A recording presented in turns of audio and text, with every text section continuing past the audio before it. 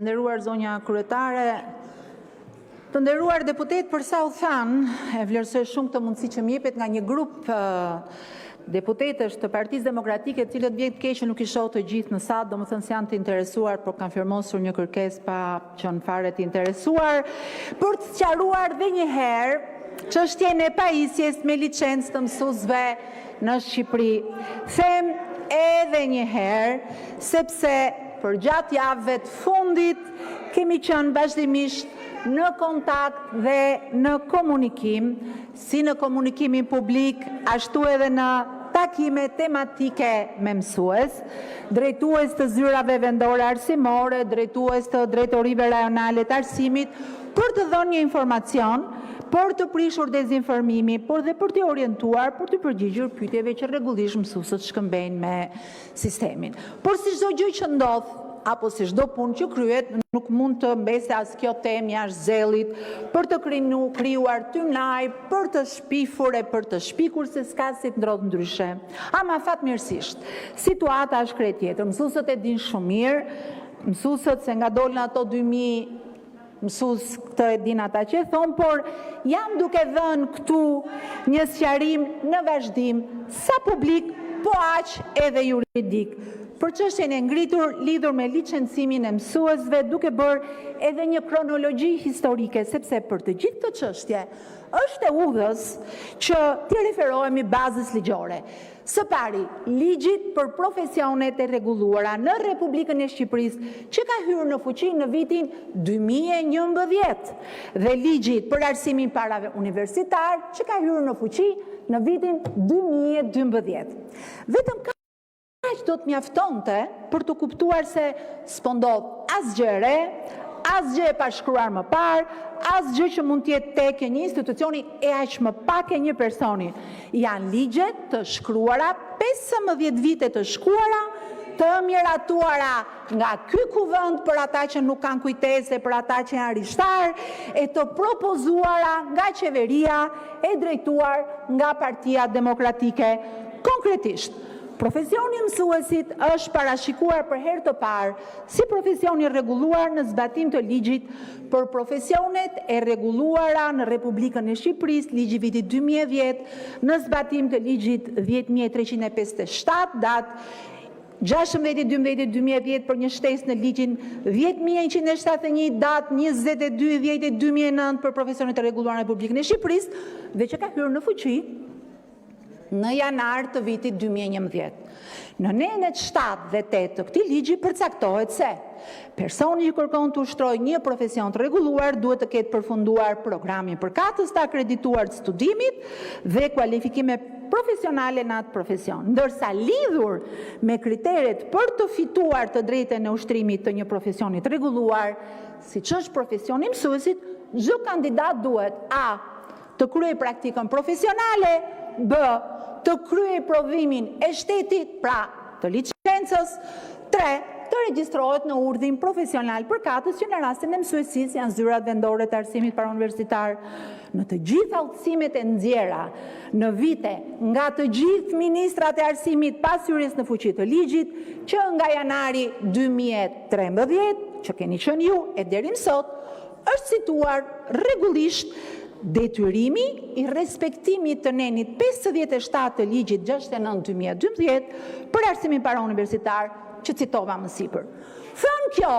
del pyetja, po mirë, për çfarë bëhet kjo interpelancë kur ligji e thot qartë dhe udhëzimet e thon po aq qartë? Është ngritur një pretendim në fakt se mos pasja e licencës së ushtrimit profesionit të mësuesit, ose më saktë mos dhënia e provimit të shtetit për mësuesinë, që nga një kusht i ri që u shpik tani, që ka shpikur si pengesë e qëllimshme që nuk e lejon mësuesin të kualifikohet. Nuk bëhet fjalë për një kërkesë të re,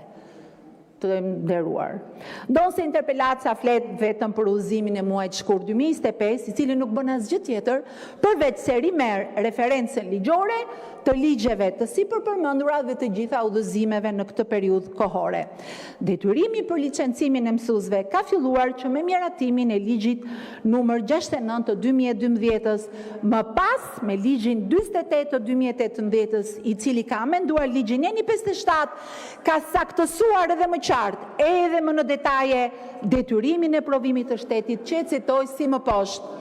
Mësuesi i arsimit fillor, i arsimit të mesëm të ullët dhe i arsimit të mesëm të lartë, mësuesi i shkollave të arsimit të orientuar, mësuesi i kulturës përgjithshme në shkolla profesionale, mësuesi që punon me nxënësit me aftësitë kufizuara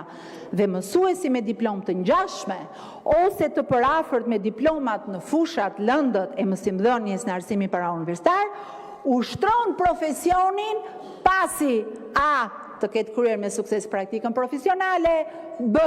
të ketë kaluar me sukses provimin e shtetit në fushën e formimit të tij, siç parashikohet në ligjin 10.171 datë 22/10/2009 për profesionet të rregulluara të ndryshuar dhe në aktet nënligjore ku janë dhe udhëzimet të nxjerra në zbatim të tij.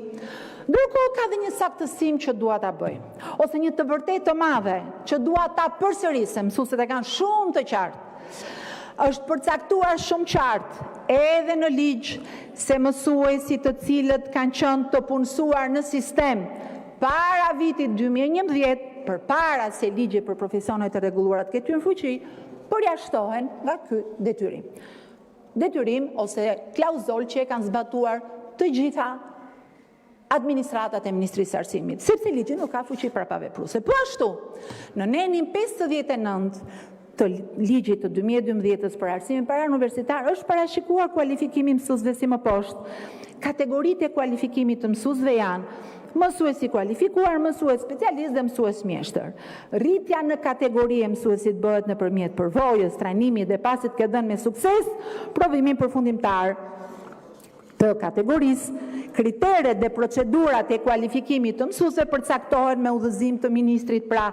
pasi e ke kaluar detyrimin e nenit 57 për të dhënë provimin e shtetit. Në këtë kuadër, rritja në kategori kualifikimi i referohet individëve të punësuar si mësues që detyrimin për pajisje me licencë e kanë përmbushur me punësimin e tyre dhe si rezultat i përvojës së krijuar, trajnimit dhe pasi kanë dhënë me sukses provimin përfundimtar të kategorisë përkatëse, përfitojnë dhe kategorinë e kualifikimit, e cila më pas shoqërohet dhe me shtesën e pagës, sipas VKM-s 425 të qershorit 2024. Ndërkohë, në komunikim në vetë të parë, me mësues nga e gjithë Shqipëria, jam dëshmitare se si plot mësues të cilët pavarësisht se janë punësuar para vitit 2011 dhe janë të përjashtuar nga detyrimi ligjor i dhënies provimit, kanë shprehur vullnetin për ta dhënë këtë provim të shtetit sepse u shërben si një dokument garancie në afatgjatë, por edhe si një sfidë personale për konsolidimin në profesionin e tyre. Përmes ligjit dhe një sër udhëzimesh, kemi ndërtuar një kuadër kriteresh për ushtrimin e profesionit të mësuesit. Dhe dua të theksoj se këto masa nuk janë as rastësishme, as të reja, por pjesë e një përpjekje të vazhdueshme për të rritur standardet dhe cilësinë në sistemin ton arsimor. Dhe sidomos, ndërtimi i sistemit të meritokracisë në këtë profesion, kaq të rëndësishëm, nga portali Mësues për Shqipërinë, që sot i bën mësuesit dinjitoz, të pavarur nga interesat e radhës dhe që nuk janë në mëshirën e partisë ashtu siç i keni përdorur ju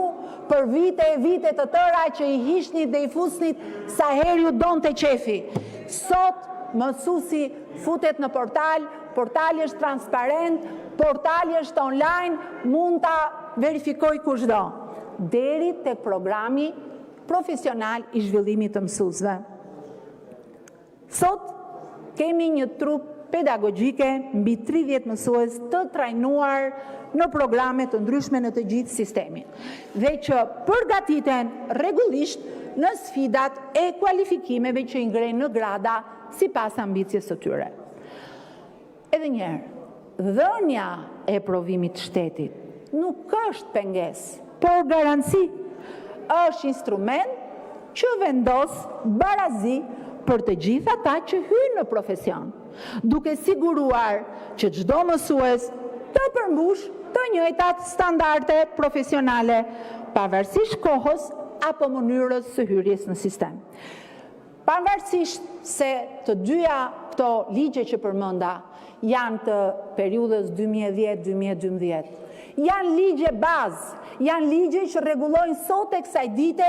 jetën profesionale për profesionet e rregulluara që japin provimin e shtetit, ashtu sikurse edhe sistemin e arsimit parauniversitar. Janë ligje të propozuara në kohën e qeverisjes nga forca politike në këtë krah të sallës, por janë ligje të cilat kanë rregulluar, vazhdojnë të rregullojnë duke përmirësuar rregullat e tyre në këtë hapësirë, dhe të cilët të gjithë kemi detyrimin t'i zbatojmë. Prandaj, në këtë mënyrë ne mbrojmë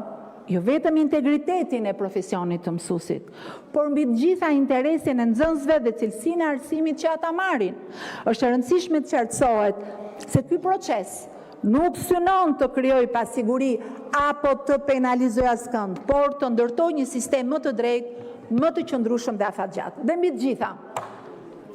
dua ta them shumë qartë. Nuk preket askush dhe nuk lëvizet askush nga puna. Ju keni akoma kujtesën atyre që bënit me mësusët, edhe prandaj shpifni dhe shpikni. Nuk preket asnjë mësues në pozicionin e vetë, por po shoqërojmë me komunikim dhe trajnim ata pak mësues që ende nuk e kanë kryer këtë detyrim ligjor, sepse ata të vazhdojnë të japin mësim, sepse interesi më i madh është interesi i nxënësve kudo që janë që të kenë një mësues, dhe një mësues me përvojë që jep mësim është shumë më i vlefshëm në një shkollë ku nuk ka mësues. Dhe nuk u cënohet as pak siguria juridike apo profesionale, të cilën nuk e di se nga e shpikët. Boll shpifët se shpikja nuk i bën dhe shpifja nuk i bën der askujt. Nuk ka asnjë politik, asnjë vendim dhe asnjë nisëm që të synojë largimin e mësuesve nga vendet e tyre të punës për shkak të këtij procesi. Përkundrazi, po krijojmë mundësi për zhvillim profesional, për rritjen karrierë dhe për një vlerësim më të drejtë të kontributit të tyre, siç është dhe programi i zhvillimit profesional të mësuesve që ka nisur për rreth 20.000 mësues tani që flasim, në bashkëpunim me 9 universitete publike që vitin e kaluar dhe vijon dhe këtë vit. Ky është një proces që synon të forcojë besimin tek sistemi arsimor, të motivojë mësuesit dhe të garantojë që çdo fëmijë në Shqipëri të përfitojë nga një arsim cilësor i bazuar në merit, profesionalizëm dhe standarde të unifikuara. Kjo çështje nuk është një vendimarrje e momentit, por një vazhdimsi logjike, një kuadri ligjor që daton në vitin 2010-2012, po aq edhe institucional të ndërtuar prej vitesh, me një qëllim të vetëm, që unë besoj fort ka qenë dhe qëllimi i atyre 2 ligjeve që ju keni propozuar, rritja e cilësisë në arsimin shqiptar. Ne kemi zgjedhur rrugën e standardeve dhe të meritës, sepse vetëm kështu mund të ndërtojmë një sistem arsimor që i përgjigjet sfidave të kohës dhe pritshmërive të publikut. Me shumë krenari për mësuesit tanë, mund t'ju them se në provimin e fundit të kualifikimit, ku morën pjesë rreth 2010 mësues, kalueshmëria ishte 83%, krahasuar me 54% 2 vite më parë. Mësuesit janë shtylla e sistemit dhe çdo politik që ndërmerret ka në qendër mbështetjen, fuqizimin dhe vlerësimin e tyre. Dhe është e rëndësishme sot të mos keq interpretojmë, akoma më keq të mos dezinformojmë, por të kuptojmë ligjet në thelbin e tyre, pavarësisht në cilin vit janë më miratuar, si mekanizma që garantojnë drejtësi, transparencë dhe zhvillim profesional të vazhdueshëm. Ne nuk po vendosim bariera, por po ndërtojmë ura që lidhin përvojën me standardin dhe profesionin me dinjitetin që meriton. Faleminderit për vëmendjen.